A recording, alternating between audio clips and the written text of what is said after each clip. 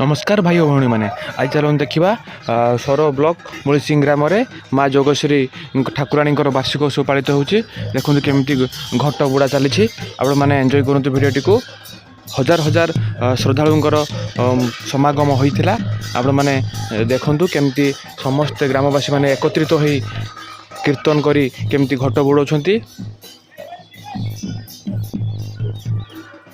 Grammar समस्त माँ मौसी मैंने समस्ते एकजुट हो घट यात्रा देखो सामिल होती प्रत्येक वर्ष माँ को कार्य करा जाए देखो केमती घट समस्ते आनी रखी सारे यज्ञ हम समस्त विश्व कल्याण पाई समस्ते भल रही यज्ञर आयोजन कराई ग्रामवासी मान सहयोग यज्ञ कराई वार्षिक उत्सव पालन कराई आबाल वृद्ध वनिता समस्ते यही कार्य सहयोग करथांती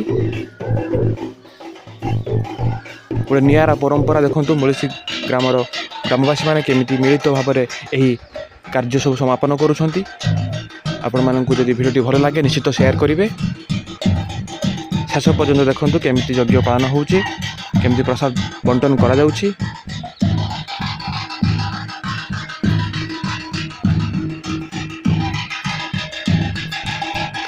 मुड़सिंह ग्रामवासी तरफ आदर्श युव परिषद माध्यम राति असहाय मान खाद्य बंटन करा जाई अछि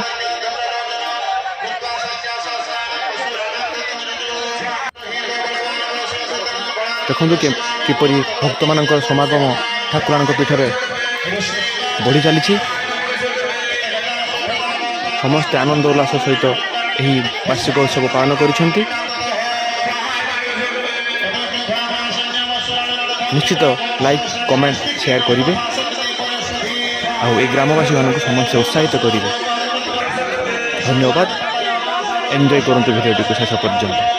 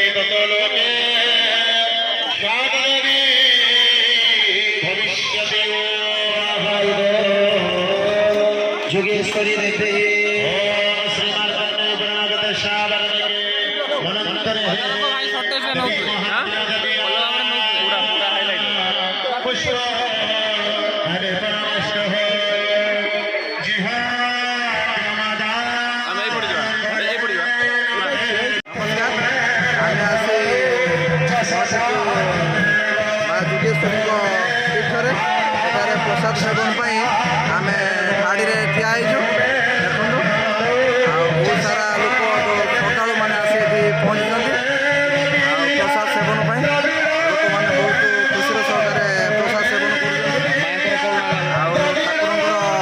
महिमा बहुत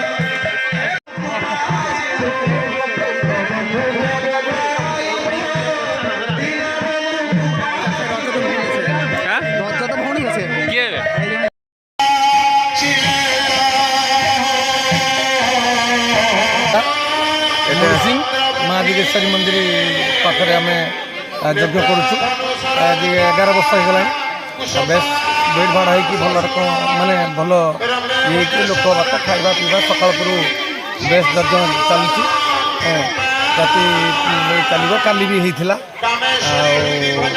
केते सारा लोक ये आसती श्रद्धालु कम से कम लोक 3000 खंड लोक आज्ञटा प्रति वर्ष आमर चली ठाकुर ना माँ जोगेश्वरी केते वर्ष पाखापाखि आमर एटा तो यज्ञटा आम आरंभ कर 11 वर्ष हो गला 12 वर्ष चलती 11 वर्ष पूरी होगा आगक भी आम चाहूँ ठाकुर देहर जदि ठाकुर आशा कले आम सब वर्ष जमी कर ठाकुर पाखे प्रार्थना करूँ जहाँ चलती ଆପଣ ପରିଚୟଟା ଦେଲ ମୋ ନାଁ ଶ୍ରୀ ଜଗନ୍ନାଥ ଧଳ ସର ବ୍ଲକ ମୁସିଂ ଗ୍ରାମବାସୀ ଏଠି କ'ଣ ଚାଲିଛି ଏଠି ଆମର ମାଆଙ୍କର ମା ଯୋଗେଶ୍ୱରୀଙ୍କର ବାର୍ଷିକ ମହୋତ୍ସବ ଯଜ୍ଞ ଚାଲିଛି ଏ ଯଜ୍ଞରେ ଖାଇବାର ଆୟୋଜନ ହେଇଛି ଯଜ୍ଞ ବି ଚାଲିଛି କେତେ ଶ୍ରଦ୍ଧାଳୁ ଆସିଥିଲେ କେତେଟା ବେଳୁ ଷ୍ଟାର୍ଟ ହେଲା ଏଠି ଆମର ସକାଳୁ ଯଜ୍ଞ କଳସ ମୂଳ ଆରମ୍ଭ ହେଇଥିଲା ସକାଳ 9ଟାରେ ଅଧଘଣ୍ଟା ଦ୍ୱିପହର ସୁଦ୍ଧା ଖାଇବା ଆରମ୍ଭ ହେଇଥିଲା ଏ ଯାବତ ଆମର ଦର୍ଶକ ମାନଙ୍କର ଯେଉଁ ଦର୍ଶାଳୁ ଅଛନ୍ତି ସେମାନେ ବି ଖାଇ ଚାଲିଛନ୍ତି ଏମିତି ଚାଲିଛି ଆମର ପ୍ରତ୍ୟେକ ବର୍ଷ ଆୟୋଜନ କରାଯାଉଛି ଏଟା କରିବାର କ'ଣ ଲକ୍ଷ୍ୟ ରହିଛି ଆପଣମାନଙ୍କର ଏଇଟା କରିବାର ଆକ୍ଚୁଆଲି ଲକ୍ଷ୍ୟ ହେଲା ଆମର ଯେଉଁ ଲୋକମାନଙ୍କର ସବୁ ଶୁଭ ମନାସି ମାଆଙ୍କ ପାଖରେ ଆମେ ଯଜ୍ଞ କରିଥାଉ ଏଇସବୁ ଶୁଭ ମନାସି ଗ୍ରାମବାସୀଙ୍କର ସାରା ବିଶ୍ୱରେ ବି ଶୁଭ ମନାସ ଯାଇକି ଶେଷରେ କ'ଣ କହିବେ ସମସ୍ତଙ୍କୁ ସର୍ବୋପରି କହିବି ସମସ୍ତେ ମା ଯୋଗେଶ୍ୱରୀ ସମସ୍ତଙ୍କୁ ଭଲରେ ରଖନ୍ତୁ ତାଙ୍କର ମଙ୍ଗଳ କାମନା କରୁଛୁ ସମସ୍ତେ ସର୍ବେ ଭବନ୍ତୁ ସୁଖିନା ସର୍ବେ ସନ୍ତୁ ନିରାମୟ ସର୍ବେ ଭଦ୍ରାଣୀ ପଶ୍ୟନ୍ତୁ ମା କସି ଦୁଃଖ ଭବତ ଏତିକି କହି ମୋର ବକ୍ତବ୍ୟ ଶେଷ କରୁଛୁ ମା ଯୋଗେଶ୍ୱରୀ ସମସ୍ତଙ୍କୁ ଖୁସିରେ ରଖୁ ଆନନ୍ଦରେ ରଖୁ ଧନ୍ୟବାଦ ଭାଇ ଆପଣଙ୍କ ନାଁଟା ପ୍ରଫୁଲ୍ଲ କୁମାର ରାଉତ କ'ଣ କହିବେ ଏଇ ଯେଉଁ ଯଜ୍ଞ ଚାଲିଛି ୟାର ଉଦ୍ଦେଶ୍ୟ କ'ଣ କେବେ କେତେ ବର୍ଷ ହେଲା ଚାଲିଛି ଦୀର୍ଘ 11 ବର୍ଷ ପରେ ଏଇଟା 12 ବର୍ଷରେ ପଡ଼ିଛି ତ ମାଆଙ୍କର ମହିମା ଯୋଗୁଁ ଏଠି ପ୍ରାୟ ବହୁ ସମାଗମ ତ ଆପଣମାନେ ଦେଖିଲେ ବହୁ ସଂଖ୍ୟାରେ ଲୋକମାନେ ଏଠି ଯୋଗ ଦେଇଥିଲେ ଏତେ ବି ଭିଡ଼ ଥିଲା ଯେ ଆମକୁ ଖୁସି ଲାଗିଲା ଯାହା ହଉ ସକାଳ ପରେ ଯେଉଁ ଆମେ ପରିଶ୍ରମ କରିକି ଯେଉଁ କାର୍ଯ୍ୟକ୍ରମଟା କରିଥିଲେ ତାହା ଭାବୁଛେ ମାନେ ଆମକୁ ବହୁତ ଗୋଟେ ଆତ୍ମତୃପ୍ତି ଦେଉଛି ବହୁତ ଲୋକଙ୍କର ସମାଗମ ରହିଲା ଆଉ ଆମ ସାଙ୍ଗସାଥିମାନେ ବି ସମସ୍ତେ ବି ସବୁ ଏଠି କୋଅପରେସନ୍ କରିବା ଯୋଗୁଁ ଆଜି ଏତେ ବଡ଼ ସୁନ୍ଦର ମାନେ ଯଜ୍ଞଟା ହିଁ ଆଜି ଯଜ୍ଞର ଆୟୋଜନ ହୋଇଛି ସମସ୍ତେ ସହଯୋଗ କରିଛନ୍ତି ସର୍ବୋପରି ମୁଳିସିଂ ଗ୍ରାମବାସୀଙ୍କୁ ବହୁତ ବହୁତ ଧନ୍ୟବାଦ ଦେବି ସମସ୍ତଙ୍କୁ ସହଯୋଗ କରିଥିବାରୁ ଆଜି ଆମେ 11 ବର୍ଷରେ ପଦାର୍ପଣ କରିଛୁ এই যে পালন হচ্ছে এতে লোকଙ୍କୁ খাଇବା ବ୍ୟବସ୍ଥା କରାଯାଇଛି ଏଇଟା କେମିତିକା କରୁଛନ୍ତି ଆପଣମାନେ କେମିତିକା ବ୍ୟବସ୍ଥା କରୁଛନ୍ତି କିଏ ଡୋନେଟ୍ କରନ୍ତି ନା କେମିତି ଆପଣମାନେ କଲେକ୍ସନ୍ କରିକି ନା କେମିତି କ'ଣ ମୁଳିସିଂ ଗ୍ରାମର ସମସ୍ତ ଗ୍ରାମବାସୀ ମାନେ ବି ଏଥିରେ ସହଯୋଗ କରନ୍ତି। ସେମିତି କିଛି ନିର୍ଦ୍ଦିଷ୍ଟ କୌଣସି ବ୍ୟକ୍ତି ସେମିତି ନାହାନ୍ତି। ତ ସମସ୍ତଙ୍କର କିଛି ନା କିଛି ଅନୁଷ୍ଠାନ ସମସ୍ତଙ୍କ ସହଯୋଗରେ ଆଜି ଅନୁଷ୍ଠାନ ଆଗକୁ ବଢ଼ିଛି। ଆଉ ମାଆଙ୍କର ଯଦି ଆଶୀର୍ବାଦ ଥିବ ଆଗାମୀ ଦିନରେ ଆମେ ଆହୁରି ଆଗକୁ ନେବୁ। ସମସ୍ତଙ୍କର ଆଶୀର୍ବାଦ ରହିବା ଦରକାର। ମାଆଙ୍କର ଆଶୀର୍ବାଦ ଅଛି, ସମସ୍ତଙ୍କର ସହଯୋଗ କାମନା କରିବୁ। এটা କେତେ ଦିନ ଧରି ଚାଲେ? ଗୋଟେ ଦିନ ନା 2 ଦିନ ନା 3 ଦିନ ନା? ତ ଗତକାଲି ତ ଅଧିବେଶନ ଥିଲା, ତ ଆଜି ମହା ସମାରୋହରେ ହିଁ ତେଣୁ ମହାନ ଯଜ୍ଞଟା ହିଁ ଚାଲିଛି ଆଉ। ଆଜି ସରିଯିବ? ହଁ ଆଜି ସରିଯିବ ଆଉ। ମନ ଦୁଃଖ ହେଉଛି? ମନ ଦୁଃଖ କ'ଣ, ନିହାତି ଭାବରେ ଗୋଟିଏ ବର୍ଷ ପୁଣି ଅପେକ୍ଷା କରିଥିଲେ। ଗୋଟେ ବର୍ଷ ହୁଏତ କାହାର ଜୀବନ କେତେବେଳେ ଚାଲିଯିବ କହିବ ନାହିଁ। ତଥାପି ଉପସ୍ଥିତତା ରହିବାଟା କେତେ ଖୁସି ଦେଉଛି କହିଲେ ନ ସରେ ଆଉ। ଗାଁର ସମସ୍ତ ଲୋକ ସହଯୋଗ କରୁଛନ୍ତି? ଆଉ ଗାଁର ସମସ୍ତ ଲୋକ ବୃଦ୍ଧାଗତରୁ ଆରମ୍ଭ କରି ସବୁ ଆବାଳ ବୃଦ୍ଧ ବନିତା ସମସ୍ତଙ୍କର ସହଯୋଗରେ ହିଁ ଏତେ ସୁନ୍ଦର। କଳସ ଯାତ୍ରା କେବେ ହେଇଥିଲା? ଆଜ୍ଞା, କଳସ ଯାତ୍ରା କୋଉ ଦିନ ହୋଇଥିଲା? କଳସ ଯାତ୍ରାଟା ଆଜି ସକାଳ 9:30ରେ ହିଁ ହେଇଥିଲା। କେତେ ଲୋକ ସେଥିରେ ସାମିଲ ହେଇଥିଲେ? କଳସ ଯାତ୍ରାରେ ପାଖାପାଖି 100 ଜଣ ପାଖାପାଖି ସବୁ ଆମର।